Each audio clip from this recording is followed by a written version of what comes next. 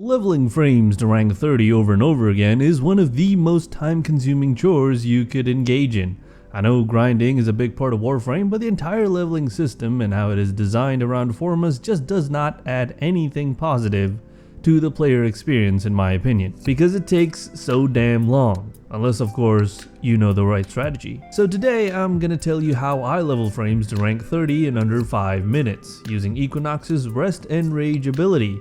Some of you may already know what I'm talking about, but consider sticking around because you might still learn something new from the testing I've done. I am aware of other popular methods like the one based around Gauss's Thermal Sunder and ESO. Those work great and could actually be the way to go depending on your goals. Like, do you just want to level a Warframe or farm for focus while you're at it, for example? What I'm gonna share basically involves using the Helmet to put Rest and Rage on any frame that needs leveling before running an Exterminate mission on Sedna. Part of Rest and Rage allows us to put enemies to sleep, which will make stealth kills that give an affinity bonus up to 500% a lot easier. If done right, this method is probably the fastest out of all the ones I'm aware of, especially with an affinity booster. And you know what else is equally as fast? Joining the official Discord server. It's free. Invite link is in the description. Alright, a couple of disclaimers before we get started. This guide is gonna require some gear that's tough to obtain, like Arcane Energize for example, to really maximize the effectiveness. This guide is also valid as of Echoes of War hotfix 31.1.8. While I expect this video to be relevant long term, this is Warframe, so keep that in mind. The first thing you're gonna absolutely need is to unlock the Orbiter's Helmet Infirmary.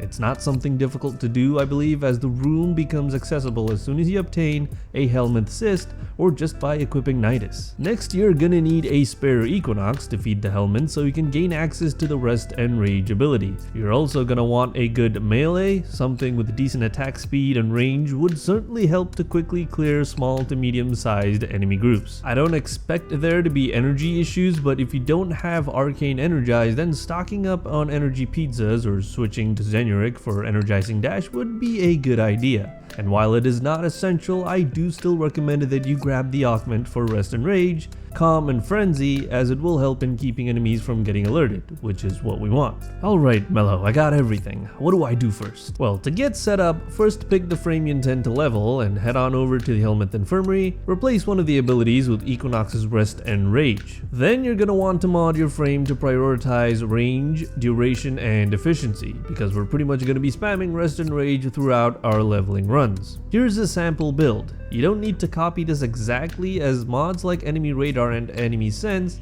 become less important if you're going to be bringing along a companion equipped with the radar mods. And Arcane Trickery is only here to help if you're not confident yet with keeping enemies unalerted. Equinox's Rest and Rage is emissive color dependent. We want the part of the ability that puts enemies to sleep, which means having to select a dark color.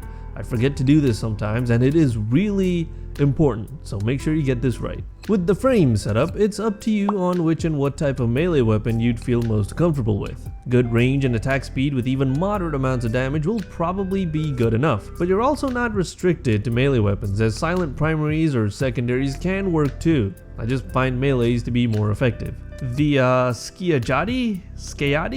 Skiat could be a good choice for beginners as it grants invisibility on finishers, but as you will see later on, it's not really necessary as I perform significantly better with a Typedo Prime. If you decided to bring a Sentinel with the radar mods equipped, remember to unequip the weapons, as that has the potential to alert enemies, which is the opposite of what we want. Currently, I'm not aware of any other missions that may be more effective than Adaro on Sedna. Steel Path could speed up things a little bit if you manage to do a perfect run before an Acolyte spawns. I find it not worth the hassle, as there's greater risk of alerting enemies. The goal during these Adaro runs is to put enemies to sleep before killing them to take advantage of the stealth affinity multiplier. You'll want to scan the area in front of you quickly while tapping the key you have bound to Rest and Rage repeatedly, preferably non-stop till the end of the mission. There are creative ways to do this, like with macros and whatnot for example, but I won't delve into that in this video. Your first couple of runs probably won't be the best. It does take some practice to get an overall feel for the pacing and knowing where enemies are usually grouped up, but you will get better over time, and it is well worth the effort. Now for some simple test results. Without any sort of affinity booster, I managed to max out a rank 0 Caliban in 2 runs, taking a total time of about 12 minutes.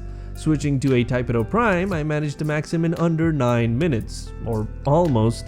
As you can see, I fell just short of rank 30, but it's close enough for me to not waste another Forma, so if you could accept that as a successful run, then that's an almost 25% improvement in time from just switching weapons. With a standard 2x affinity booster, you can expect a good run to be done in about 4 minutes, which is what I was averaging easily. Of course, none of this is really scientific, as there are way too many variables at play, like enemy spawn locations and random invasions if you're really unlucky, but it gives you an idea of what to expect. I tried to keep this guide as simplified as possible with just enough detail so that a relatively new player could hopefully still make sense of the things discussed. If you found this video helpful or have any questions, please do let me know down in the comments.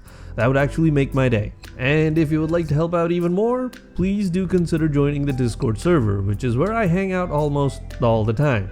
I'll see you there.